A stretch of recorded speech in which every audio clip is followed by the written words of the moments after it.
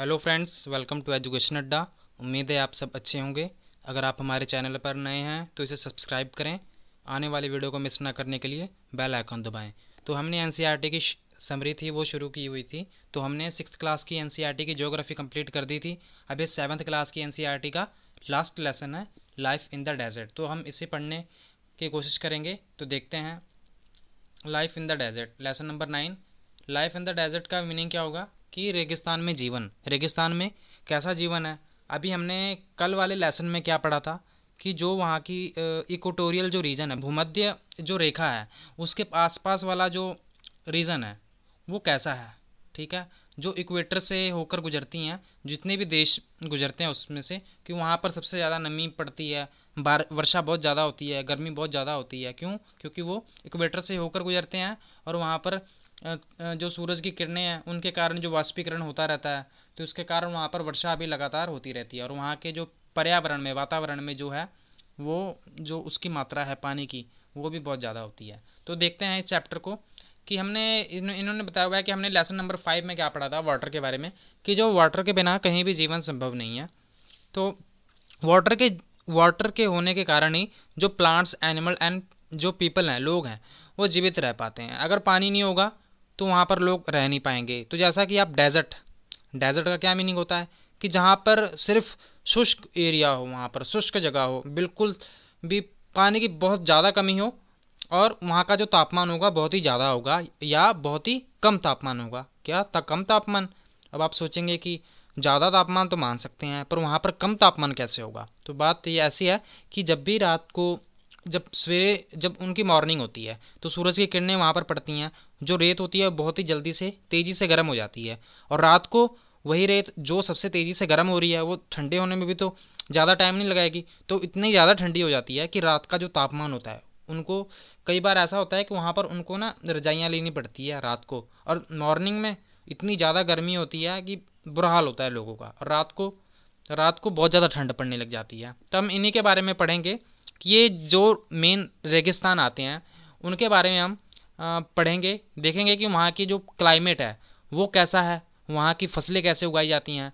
जो हमारा रेगिस्तान है वो दो प्रकार का होता है। कौन कौन सा? एक तो होता है हॉट डेजर्ट एंड एक कोल्ड डेजर्ट। हमने ये पढ़ा कि लोगों ने कैसे सीखा, कैसे कि सबसे एक्सट्रीम क्लाइमेट है जो वहाँ पर कैसे रहना है, और सबसे ठंडी वाली जगह है वहाँ पर कैसे रहना है। जो यहाँ पर डेजर्ट है वहाँ पर क्या है कि जो रेनफॉल है वो बहुत ही कम होती है। स्कैंटी वेजिटेशन, वहाँ की जो वेजिटेशन होती है वो भी जैसे कंटीली झाड़ियाँ हो गई, छोटे मोटे प्लांट्स हो गए जिनको पानी की ज़्यादा ज़रूरत नहीं पड़ती। और एक्सट्रीम टेम्परेचर, जो तापमान है वो बहुत ही ज़्यादा पड़ता है, वहाँ पर ज़्यादा तापमान होता है। और टेम्परेचर के हिसाब से यहाँ पर जो डेजर्ट हैं उनको दो भागों में बांटा गया है। कौन कौन से desert? Hot desert and cold desert. और जो लोग हैं वो वहाँ पर, उनको बहुत ही थोड़ा सा पानी मिलता है वहाँ पर, क्योंकि रेगिस्तान में पानी की जो कमी होगी वो बहुत ज़्यादा होगी। तो यहाँ पर जो जो फसलें जो उगाएंगे वो भी उसी प्रकार की होंगी जिनको पानी की जो ज़रूरत होती है वो ज़्यादा पड़ती नहीं है। अब हम इसमें, यहाँ पर आपको दिख रहा होगा, ये सहारा डेजर्ट की एक पिक ली गई है कि आपको दिख रहा होगा कि यहाँ पर आपको छोटे से, ये आपको स्थलाकृति दिखाई दे रही होगी, और यहाँ पर छोटे छोटे गड्ढे दिखाई दे रहे होंगे, और ये बाकी सारा रेत का आपको एरिया दिखाई दे रहा होगा। और ये जो है, ये जो सहारा डेजर्ट है, ठीक है, इसमें हम सहारा डेजर्ट की बात करेंगे। ये सहारा डेजर्ट है कहाँ पर? ये अफ्रीका कॉन्टिनेंट पर है। कौन से? जिसको डार्क कॉन्टिनेंट भी कहा जाता है।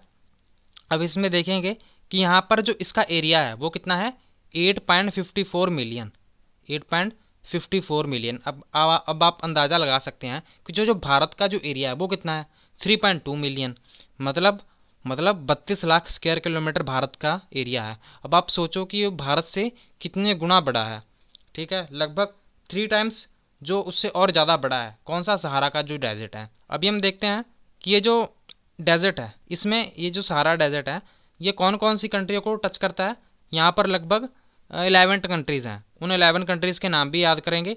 Algeria, Chad, Egypt, Libya, Mali, Mauritania, Morocco, Niger, Sudan, Tunisia and western Sahara.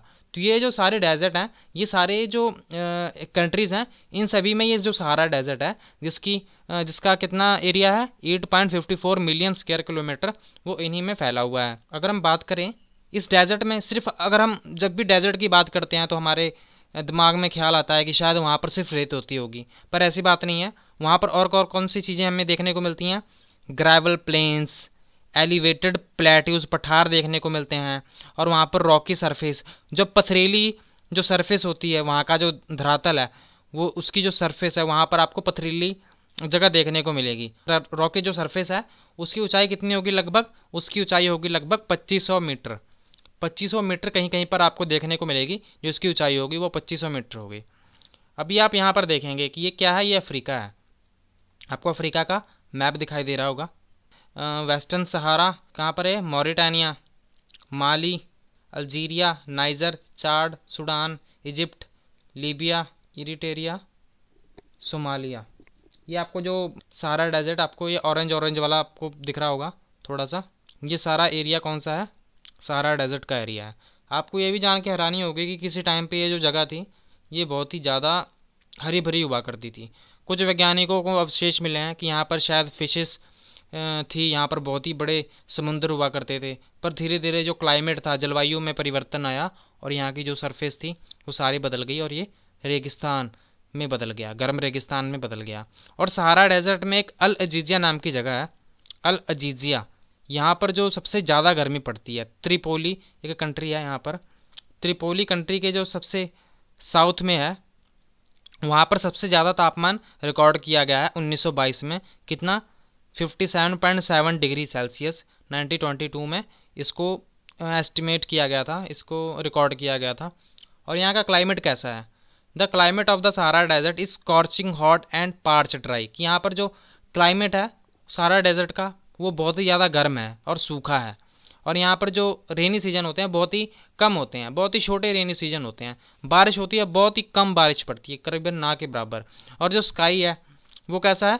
Cloudless and clear, कि वहाँ पर कोई बादल नहीं आपको ज़्यादा दिखेंगे और एकदम साफ दिखाई देंगे। और यहाँ पर जो मॉइस्चर होगा वो बिल्कुल भी नहीं दिखाई देगा, और जो मॉइस्चर जितना भी आएगा वो बहुत ही जल्दी से क्या होगा, वो इवेपोरेट कर जाएगा, कि वो जल्दी से वो वाष्पित हो जाएगा। और जो डेज होंगे, कि वहाँ के दिन बहुत ही ज़्यादा गर्म होंगे और यहाँ पर आपको बहुत ही ज़्यादा प्यास लगेगी। 50 डिग्री तक सेल्सियस तक यहाँ पर तापमान पहुँच जाता है। और जो रॉक्स होती हैं वो आपको पता है कि जो रॉक्स होती हैं बहुत ही तेज़ी से गर्म हो जाती हैं और रात को ये रेडिएट करती हैं, कि बाद में ये यही चट्टानें गर्मी छोड़ती हैं। और नाइट में क्या होता है कि freezing cold with temperature nearly 0 degree, कि रात में बहुत ही ज़्यादा ठंड पड़ने लग जाती है और कई बार तो ये 0 डिग्री सेल्सियस तक भी पहुंच जाता है जो रात का टेम्परेचर होता है। फ्लोरा एंड फौना, यहाँ पर क्या है कि जो वेजिटेशन है यहाँ की, वो वहाँ पर आपको कैक्टस, डेट, पाम्स एंड अकाकिया, और यहाँ पर कई प्लेसेस हैं ओएसिस। ओएसिस कहाँ क्या होती हैं? Green island with the date palm surrounding them, ये ऐसी प्लेस होती है जहाँ पर आपको थोड़े बहुत प्लांट्स देखने को मिल जाते हैं, उसे ओएसिस कहते हैं। और आपको कैमल्स होंगे, ऊँट, हायना, जैकल्स, फॉक्सेस, स्कॉर्पियन, बिच्छू, लोमड़ी, हायनास होते हैं लकड़बग्गे, और आपको यही सब जानवर, ऊँट वगैरह देखने को मिलेंगे। Snakes, lizards and prominent animal species यहाँ पर आपको देखने को मिलेंगी। अभी यहाँ पर साइंटिस्ट ने कुछ पता लगाया कि यहाँ उनको कुछ फिशेस की जो है यहाँ पर आपको स्केलेटन मिलीज हैं, तो उन्होंने यही अंदाज़ा लगाया कि शायद यहाँ पर बहुत ही बड़े पहले शायद नदियाँ बहती होंगी। यहाँ पर लोग कैसे रहते हैं, लोग कैसे अपना गुजारा करते हैं? यहाँ पर बहुत ही गर्मी होने के कारण भी यहाँ पर कुछ ग्रुप्स के लोग रहते हैं हु परस्यूज डिफरेंट एक्टिविटीज़, वो बहुत ही डिफरेंट कौन कौन से काम करते हैं? अमंग देम आर बेओडुइन्स एक यहाँ पर प्रजाति रहती है, और टुआरेक्स एंड बेओडुइन, ये 2 प्रजातियाँ रहती हैं। और यहाँ पर रेयरिंग लाइवस्टॉक्स, कि ये जो पशु हैं उनको पालते हैं। कौन कौन से पशु हैं? Gots, sheeps, camel and horses, कि वहाँ पर बकरियाँ, भेड़ें, ऊँट और घोड़ों को ये लोग पालते हैं। और इन जानवरों से इनको क्या क्या मिलता है? मिल्क मिलता है, और इनको यहाँ पर इससे लेदर मिलती है, लेदर बैट्स जिससे बनाई जाती हैं इन जानवरों के चमड़े से। स्लीपर्स, चप्पलें, water bottles, here is used for mats और इनका जो हेयर्स होते हैं इन जानवरों के, उनसे मैट बनाए जाते हैं, कारपेट्स बनाए जाते हैं, क्लोथ्स बनाए जाते हैं, और ब्लैंकेट्स होती हैं, उन्हें बनाया जाता है। और they wear heavy robes as a protection against dust storms and hot winds. वो ऐसे कपड़े पहनते हैं जो कि उनको डस्ट स्टॉर्म्स, जो बहुत ही तेज़ गर्म हवाएं चल रही होती हैं, उनसे उनको बचा कर रखती हैं। अब देखते हैं यहाँ पर oasis in Sahara and the Nile valley in Egypt. जो ओएसिस कहाँ कहाँ पाई जाती हैं? सहारा में, Nile valley in Egypt, support settled population. जो ओएसिस होती हैं इसी के आसपास आपको जो पॉपुलेशन होगी, जनसंख्या होगी, वहीं पर देखने को मिलेगी, क्योंकि ओएसिस जो जगह है वहाँ पर ही तो उनको थोड़ी बहुत प्लांटेशन या फिर थोड़ा बहुत पानी देखने को मिलेगा। Since water is available the people grow date palms. वहाँ पर पानी होता है तो लोग वहाँ पर जो डेट पाम्स को वहाँ पर उगाते हैं। और जो कि क्रॉप्स हैं कौन कौन सी? Rice, wheat, barley and beans are also grown. कि इन सभी फसलों को भी वहाँ पर उगाया जाता है। इजिप्टियन कॉटन, मिस्र का जो कॉटन होता है, कपास होता है, उसको यहाँ पर ये बहुत ही ज़्यादा फेमस है पूरे विश्व में, तो यहाँ से वो तेल भी निकालते हैं। Other minerals of importance that are found in the area include iron, phosphorus, manganese and uranium. और आपको यहाँ पर कौन कौन सी मिनरल्स देखने को मिलती हैं? Phosphorus, iron, manganese and uranium. ये आपको चारों यहाँ पर मिनरल देखने को मिलती हैं। और यहाँ पर जो कल्चरल लैंडस्केप है, जो यहाँ की धरती है, वो जो यहाँ की स्थलाकृति है, वो यहाँ पर चेंज होती जा रही है धीरे धीरे। अब यहाँ पर पहले जो कैमल्स का इस्तेमाल किया जाता था, अब उनकी जगह ट्रक्स का इस्तेमाल किया जा रहा है। और जो टुआरेग्स एक यहाँ की प्रजाति है, एक कबीला है, वो क्या करते हैं? वो एक एक्ट एज अ गाइड, कि वो जो गाइड होते हैं ना, पर्यटकों को बताते हैं कि आपने ऐसे जाना है, उन जगहों की जानकारी देते हैं। जो भी फॉरेन से टूरिस्ट आते हैं, पर्यटक आते हैं, उनको उनके गाइड बन जाते हैं वो। More and more nomadic herdsmen are taking to the city life, finding jobs in oil and gas operation. कि यहाँ पर बहुत सारे लोग हैं वो वहाँ पर जाना शुरू कर रहे हैं। देखते हैं द कोल्ड डेजर्ट। अभी हम पहले तो हमने गर्म डेजर्ट के बारे में पढ़ा कि जो रेगिस्तान था, सहारा का रेगिस्तान, वो बहुत ही ज़्यादा गर्म था। अभी हम पढ़ेंगे ठंडा रेगिस्तान। ठंडा रेगिस्तान ये कहाँ पर है? ये है भारत में। अभी इसकी हम बात करेंगे। Ladakh is cold desert lying in the great Himalaya. कि जो लद्दाख है ये ठंडा डेजर्ट है, ठंडा रेगिस्तान है। ये कहाँ पर स्थित है? ये हिमालय में स्थित है, on the eastern side of Jammu Kashmir. कि ये जम्मू कश्मीर की पूर्वी साइड में स्थित है। क्या ये जो कोल्ड डेजर्ट है जम्मू कश्मीर की पूर्वी साइड में स्थित है। और जो काराकोरम रेंज है north and the Zanskar range in the south encloses it.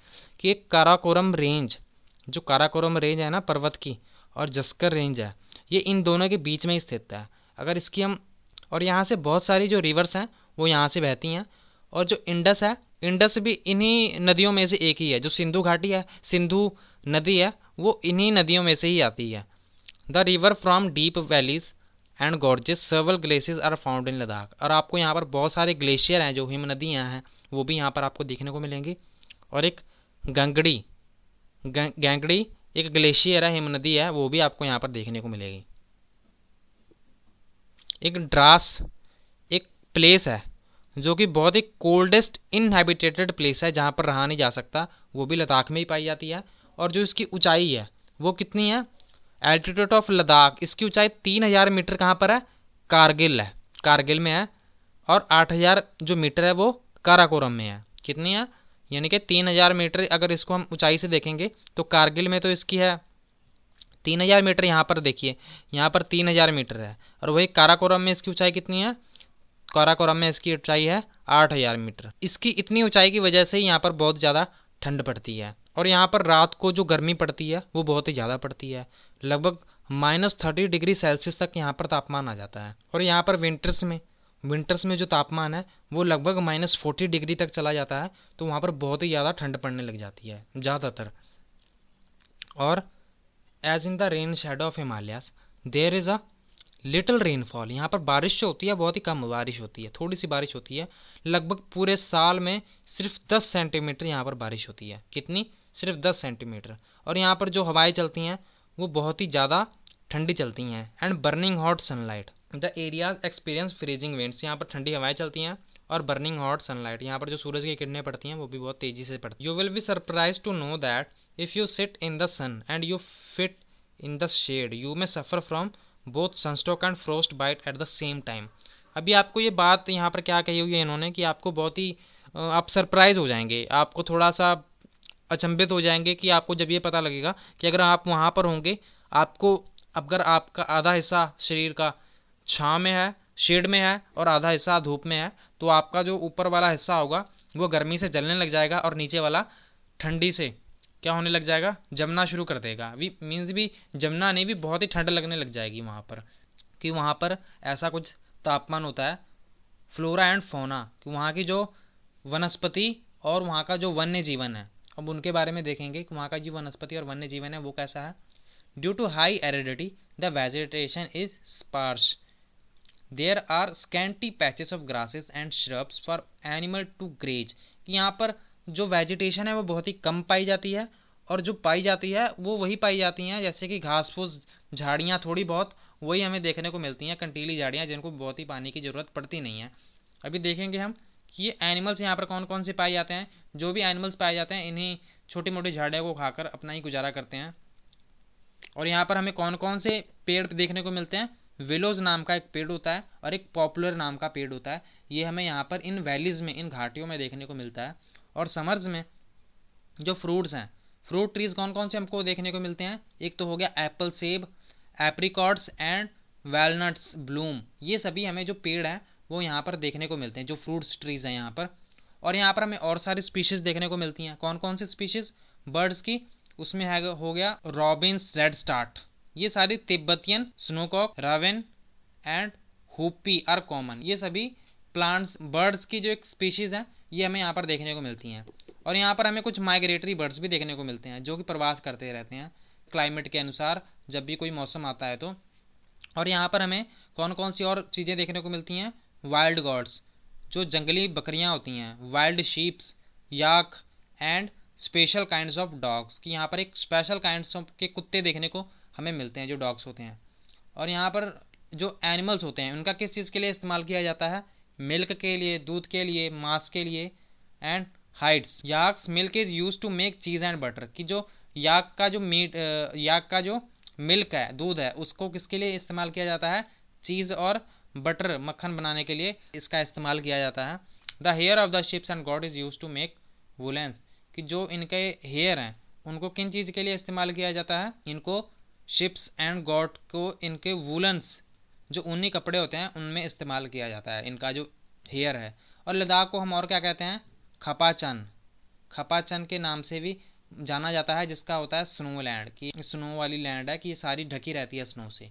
Chiru of the Tibetan antelope is an endangered species, कि एक यहाँ पर एक Chiru of the Tibetan antelope, यहाँ पर एक एंटीलोप था, तिब्बतियन एंटीलोप, ये एक प्रकार का जानवर था जो कि अब कौन सी स्पीशीज बन गई है, एंडेंजर्ड। एंडेंजर्ड क्या होता है, ये एंडेंजर्ड वो होती है जिसमें कोई भी स्पीशीज होती है वो लगभग मरने की कगार पर होती है, कि उनकी बस थोड़े से ही जो प्रजाति होती है, उनकी प्रजाति की जो गिनती होती है बहुत ही थोड़ी सी बच गई होती है। अगर वो भी मर जाएं तो वो बिल्कुल ही एक्सटिंक्ट हो जाएंगी, मतलब कि उनके सारे स्पीशीज ही, एक भी उनका जानवर की जो स्पीशीज होगी उनकी प्रजाति सारी की सारी मर गई होगी, जिसे हम एक्सटिंक्ट कहते हैं। और एंडेंजर्ड वो होती हैं जिनकी बहुत ही वो मरने की कगार पर होती हैं। जो क्रिकेट के बैट होते हैं वो कौन सी चीज़ों के बनते हैं, वो इसी विलो ट्रीज के ही बनते हैं। किसके, विलो ट्रीज के। अब हम यहाँ के लोगों के बारे में देखेंगे कि जो लोग हैं यहाँ के, Ladakh and the inhabitant of Tibet and central Asia, Ladakh और तिब्बत के। और यहाँ के जो लोग हैं मुस्लिम, आपको मेनली कौन कौन से लोग मिलेंगे, मुस्लिम और बुद्धिस्ट। आपको यहाँ पर दो धर्म के ज़्यादा लोग देखने को मिलेंगे। कौन कौन से, Muslim and Buddhist. In several Buddhist monastery dot the Ladakhi landscape with their traditional gompas. Some famous monasteries are Hemis, Thiksey, Shey and लमायूरू। ये हमने पढ़ा था गुम्पास क्या होते हैं। गम्पास इनके जो हम टेम्पल कह सकते हैं, ठीक है, ये इनके जो टेम्पल्स होते हैं, जो मोनास्ट्रीज जो होती हैं, जिन मठों में ये जो रहते हैं, इन्हें हम गुम्पास कहते हैं। और कुछ फेमस मोनास्ट्रीज हैं उनके नाम हमने देखे, हेमिस, ठिक्से, शे एंड लमायूरू, लमायूरू, ठीक है। और समर में यहाँ क्या होता है, वहाँ पर लोग क्या करते हैं, समर में वो लोग खेती बाड़ी करते हैं। किस किस चीज़ की खेती बाड़ी करते हैं, barley, potatoes, peas, beans and turnip, जो शलगम होती है, इन सभी चीज़ों के, आलू हो गया, पीस हो गए, मटर, इन सभी चीज़ों के वो लोग खेती करते हैं। और विंटर में यहाँ पर जो क्लाइमेट होता है वो बहुत ही ज़्यादा ठंडा होता है और बहुत ही ज़्यादा हार्श। तो यहाँ पर जो लोग होते हैं वो कुछ ना कुछ फेस्टिवल्स या सेरेमनीज़ में लगे ही रहते हैं। यहाँ पर जो लोग होते हैं सेरेमनीज़ एंड फेस्टिवल्स में, और जो यहाँ पर औरतें होती हैं वो बहुत ही ज़्यादा काम करती हैं, हार्ड वर्किंग होती हैं, क्योंकि उन्होंने अपने पर्यावरण के हिसाब से खुद को ढाल लिया है।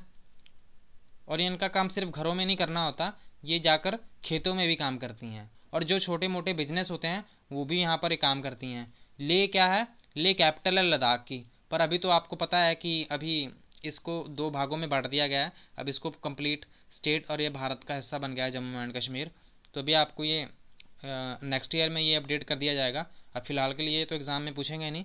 Ladakh is well connected both by roads and air, कि जो लद्दाख है उसको रोड से भी और एयर से भी, एयर रूट से और रोड रूट से, दोनों से ही कनेक्ट किया गया है। एक नेशनल हाईवे है, नेशनल हाईवे 1A कनेक्ट, कि जो 1A नेशनल हाईवे है वो लेह टू कश्मीर को कनेक्ट करता है। किससे कनेक्ट करता है? एक दर्रा है यहाँ पर, कौन सा दर्रा है? जो जिला पास है उसको वहीं से वो कनेक्ट करता है। और यहाँ पर और सारे भी दर्रे हैं, कौन कौन से? एक मनाली ले हाईवे क्रॉसेस 4 पासेस, कि जो मनाली ले हाईवे पास था ना, ये सबसे ऊंचा पास था, सबसे ऊंचा जो सड़क थी ये वाली। ये कौन कौन से दर्रों को पास करके गुजरते हैं? रोहतांगला, बारालाचाला, लुंगालाचाला एंड तुंगलंगला। ये सभी जो दर्रे हैं ये नदियों के बीच में एक जगह जैसी होती है जहाँ से लोग होके गुजरते हैं, ये पासेज होते हैं, ठीक है।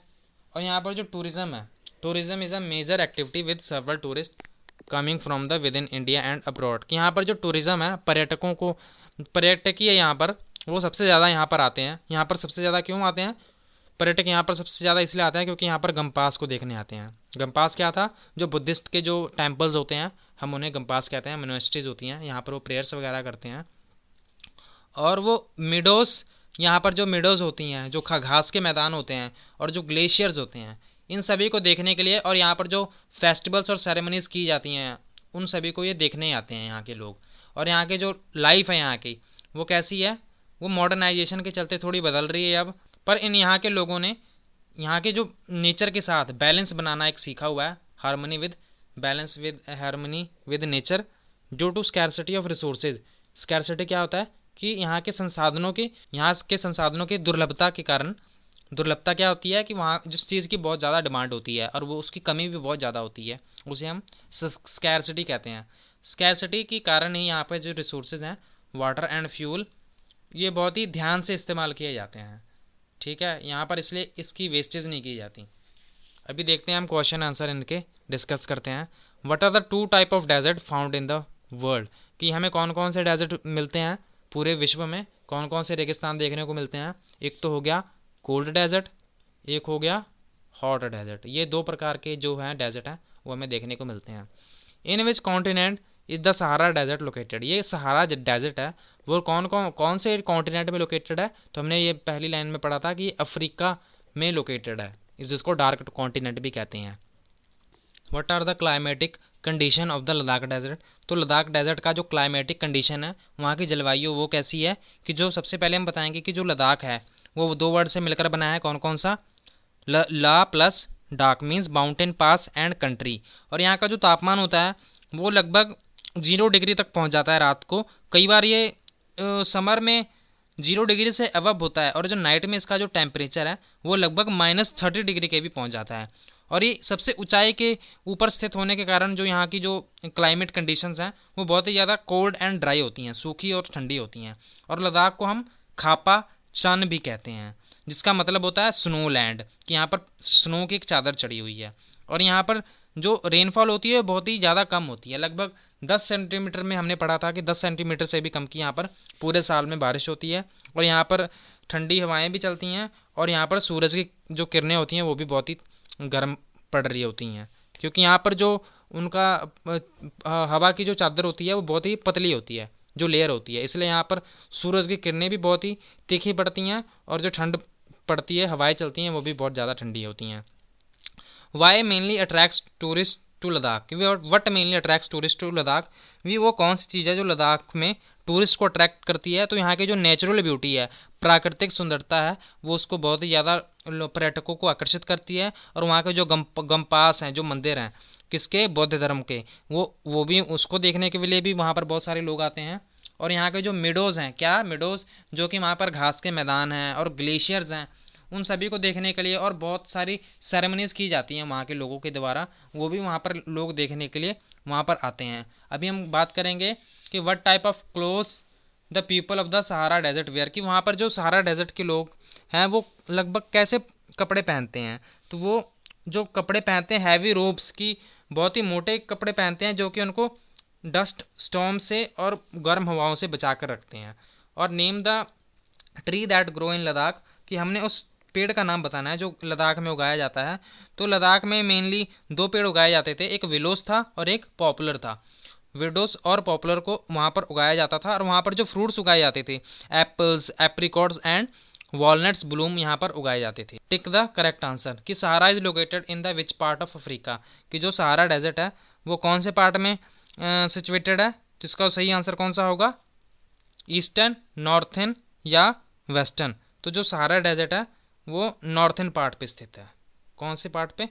नॉर्थन पार्ट पे। अभी हम देखेंगे क्वेश्चन नंबर 2 कि जो सहारा डेजर्ट है वो कौन से टाइप का डेजर्ट है। वो है हॉट टाइप का डेजर्ट है। The Ladakh desert mainly inhabited by, जो लद्दाख डेजर्ट है उसमें कौन से लोग रहते हैं, कौन से धर्म के जो लोग रहते हैं? बुद्धिस्ट एंड मुस्लिम्स वहाँ पर रहते हैं मेनली।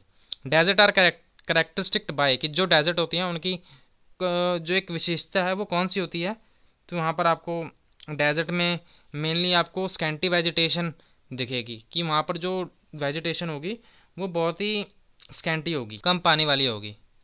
सो इसका आंसर होगा A. Question number 5, Hemis in the Ladakh is a famous, Hemis है वो क्या है? हेमिस एक मोनेस्ट्री है, एक मठ है। इजिप्ट इज़ फेमस फॉर, जो इजिप्ट है वो किस चीज़ के लिए फेमस है? Egypt is famous for cotton, cotton के लिए फेमस है। Match the following. ओएसिस क्या है? ओएसिस है depression with water, oasis is depression with waters. ये बेदुइन्स क्या है? बेदुइन्स सहारा में रहते हैं, ये एक ट्राइब था। कहाँ पर? सहारा में। और ओयल लीबिया में। गैंगडी, जो गैंगडी था वो ग्लेशियर है। और एक रह गया लमायूरू एक मोनेस्ट्री है, एक ये भी मठ है। तो चलिए हम अब अपना सेशन समाप्त करते हैं। आपको अगर कुछ समझ ना आया हो तो आप हमें कमेंट करके ज़रूर पूछें, और आपको ये वीडियो कैसी लगी ये भी हमें ज़रूर बताएं। आपका सेशन देखने के लिए बहुत बहुत thank you. God bless you all.